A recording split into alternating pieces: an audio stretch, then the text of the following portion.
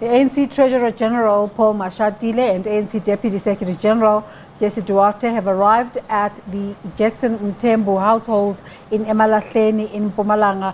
Now let's cross live back to our colleague Natasha Phiri. Natasha, can you speak us through what's happening right now?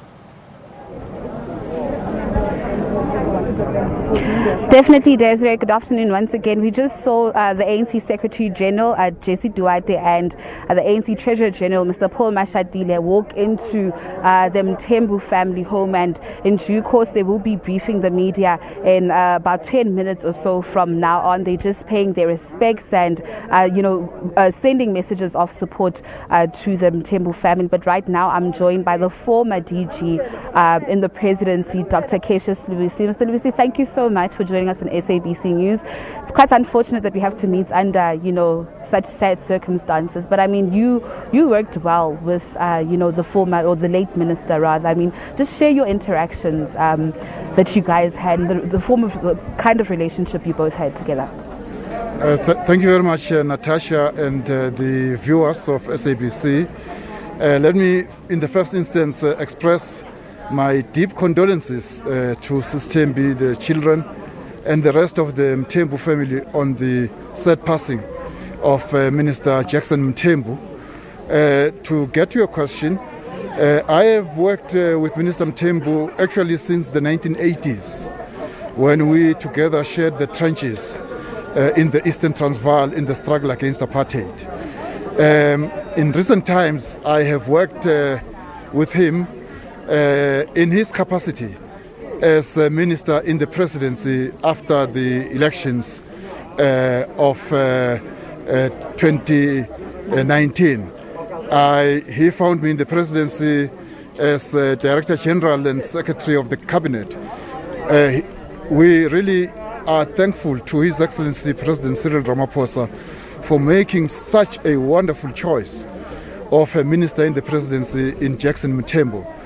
He was such a humble man, a man so committed to the cause, a man who was so dedicated, diligent, and hardworking.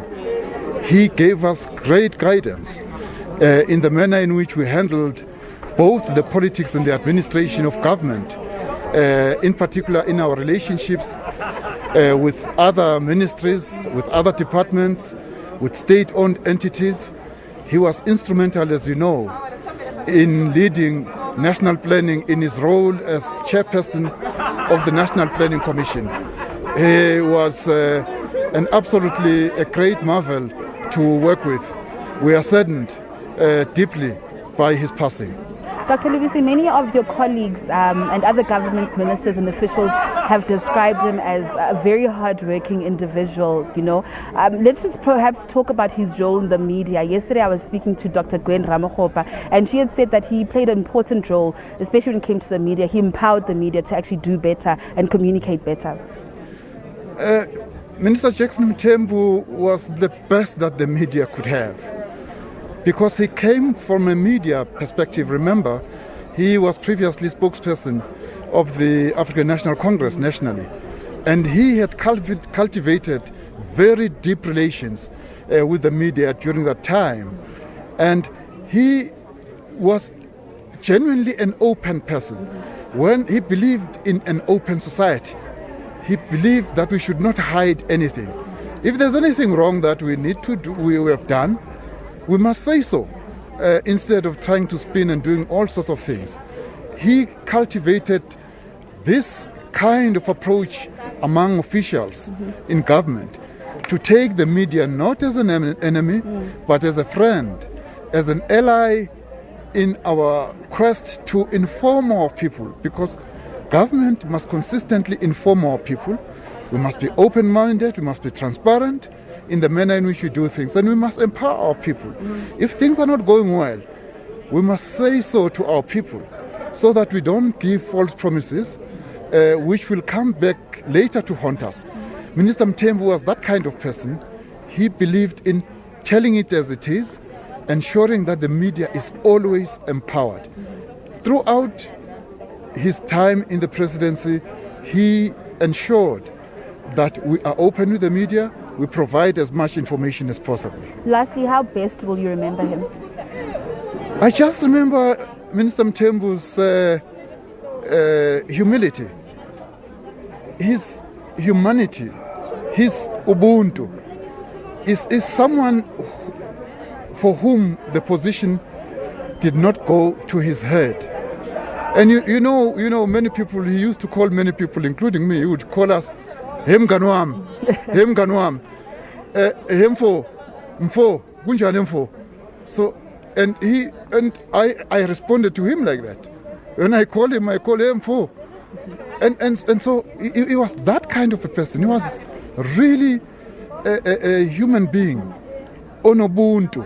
You look at him when he was campaigning for his party. You look at the photos that are circulating in the media, with him sitting at the back of a van. He didn't say I'm a minister. He was sitting at the back of a van. Now those kinds of photos just give you what Minister Mthembu was in life. Thank you so much, and thanks for your time. Well, there you have it, Desiree, and our SABC viewers. Dr. Kesha Slubisi, who is the former Director General in the presidency, just talking there about a person he would affectionately call Wemfo or Wemganwam, and this is a man that embodied the Batupili principles. Desiree, I'm going to have to cut it short right now, as there's some movement, behind us. They just quickly want to brief us before we actually talk to the ANC Treasurer General, Mr. Paul Mashatile, and the Deputy Secretary General, Ms. Jessie Duarte. And of course, we as the media also have to adhere to those COVID-19 regulations. So I'm going to have to cut this short, unfortunately. And so we set up quickly and get the interviews done. As for me, it's back to you in studio. Totally understood. Thank you so much, Natasha Phiri. And of course, we look forward to that media briefing that should be happening shortly from the ANC Treasurer General, Paul Mashatile, and the Deputy Secretary General, Jessie Duarte. Thank you so much for staying with us throughout this morning. SA Today is up next. Thanks for watching.